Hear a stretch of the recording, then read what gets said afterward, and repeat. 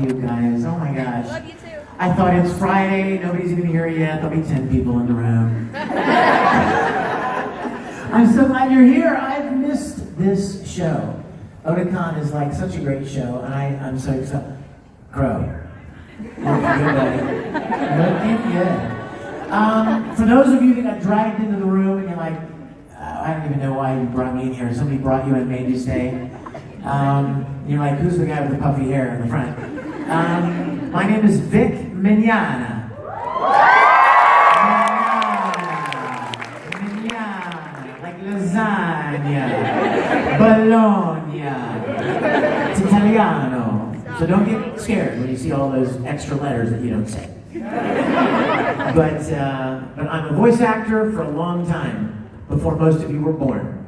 Isn't that scary? When were you born? 19. There you go. The years of the 1900s, I had to be. I was born in 1896. Yes, I fought the Civil War. That would be 1860 something. I'm so glad you're here. We have a lot of fun stuff to talk about. And I know before we get started, right after this I have an autograph session, and I'll hope to see as many of you there as possible. Are you liking the new venue? Are you liking the new place? They asked me last year, do you want to come? Last year they said, do you want to come this year or do you want to come next year? We'd love to have you next year because it's going to be a new venue. And so I said, sure, well, let's wait till next year. So now I'm just hoping there are crab places nearby. Because I love me some steamed blue crab from Eastern Shore, and I've been dreaming about it. In fact, my mom lives in Ocean City, Maryland, right down the street. Down the highway. And next weekend, I'm going to be doing a library, speaking at a library back here, like close to Baltimore. So I thought, well, I could go from LA across the country to Otakon, back to LA, and then back across the country next weekend. Or I could stay here all week and hang out with my mom. So I'm going down to the shore. I'm going to eat crab every night. Steamed blue crab. They will be, you watch the newspapers, they will be an endangered species by the time I leave Ocean City. Anyway, I'm so glad you guys are here. Before I forget, at the autographs, a lot of you guys wrote me ahead of time, and you asked me if I was going to be bringing any of my music CDs. Some of you may know that I write and produce music professionally, twice as long as I've been voice acting. And I have all my CDs at the autograph session. I'd love for you to have them. Good music, wide variety of stuff. And also, I have a live concert DVD. Now, for those of you that don't know, I have to tell you, because if I didn't say anything, you wouldn't know, right? You'd come to the autograph session and you'd be like, hi, and it's sitting right there, and you wouldn't know anything about it. So I need to tell you. A few years back, I did a live concert at a convention, at a big convention like this, and they had a great setup with, there was a great audience and really good cameras and lighting and fog machines and all kinds of cool stuff. They even had one of those jib cameras that went over the audience and stuff. So we made this concert DVD, and oh my gosh, I just realized who you are. Stand up and love me.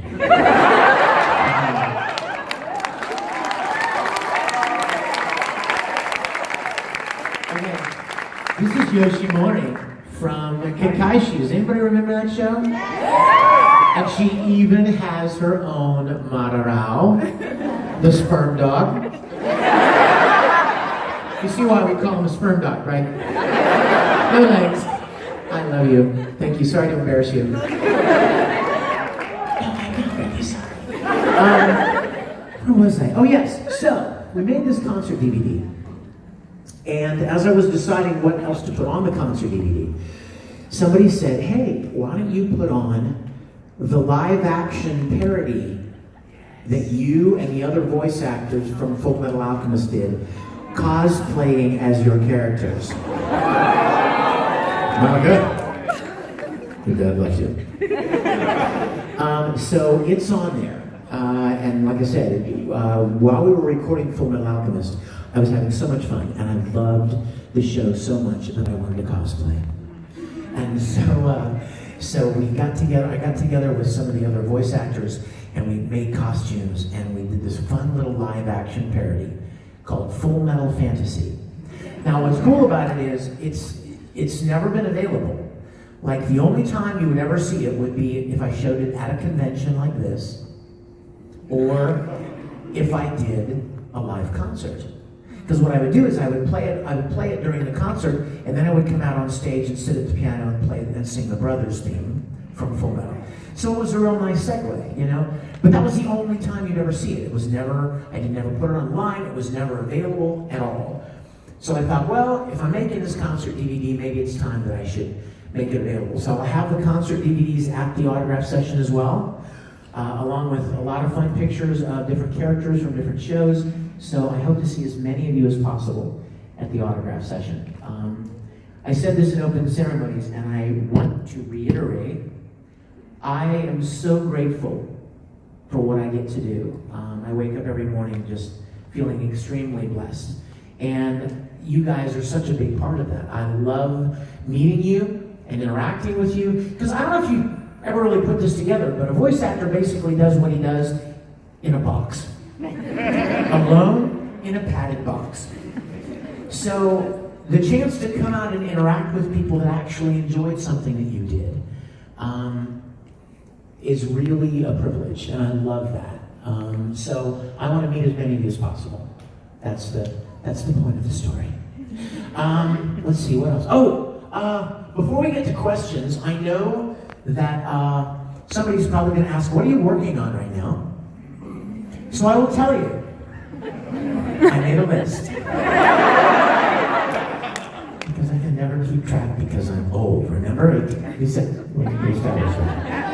oh, shut up. It's true. Okay, I'm going to read this list, and I'm going to try to go fast, unless I get distracted by one, and I want to tell you something about that one. But there are going to be a lot of titles here that you've never even heard of. But that's anime, you know? I mean, there's thousands of shows that are being made, and some are more well-known than others, right? So here we go. Unbreakable Machine Doll. Space Dandy. Like Space Dandy. Carnival, Tokyo Raven, Maji, Sailor Moon, Rock Lee. See, not many people know about Rock Lee. Dadgummit. Any Naruto fans here? Then you're supposed to know about Rock Lee, bro. But seriously, Rock Lee is like all of the Naruto characters as chibi. And it's like pure comedy and hijinks. And I'm really excited because I play like 6 characters in Naruto. But one of them is not Orochimaru, who I auditioned for 9 years ago. And I didn't get cast, but then when Rock Lee came along, they needed somebody to take over the Orochimaru role. And so I got to play Orochimaru after all, so I'm excited about that.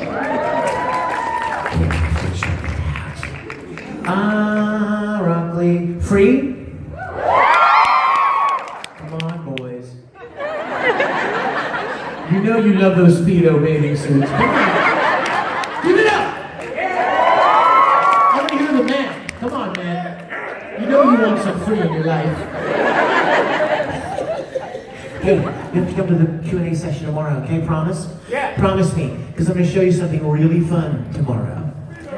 It relates to free and small bathing suits. Okay, not that small, but I have to say, okay, so I love being a part of free. I love playing Ring, you know, because his character, his animal is shark, right? I love sharks. You don't know. I love sharks. Guys, let me tell you my shark story. Can I tell you my shark story? I felt this. Oh, God. Not a shark story. Okay, when I was 17, my parents moved to Ocean City, Maryland. My mom did. My parents were divorced, but my mom got remarried and moved to Ocean City. So I was going to school at a boarding school in South Carolina, and so when I got done with school that year, I won't tell you, I came back to Ocean City for the first time.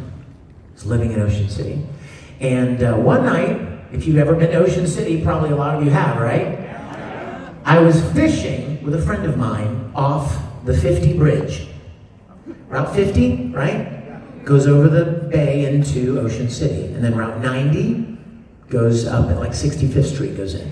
So I'm on the 50 bridge one night with a friend and we're fishing, right? And we're just talking and suddenly my fishing pole goes, oh my gosh, I got something big. And my friend's like, reel it in. I'm like, I can't reel it in. We're on a bridge. I go and hoist him up in the midair, right? Like 30 feet up the ground. So I'm like, I can't let him go, right? I don't want to let him go. He's whatever it is, it's strong and big and cool, and I must have him.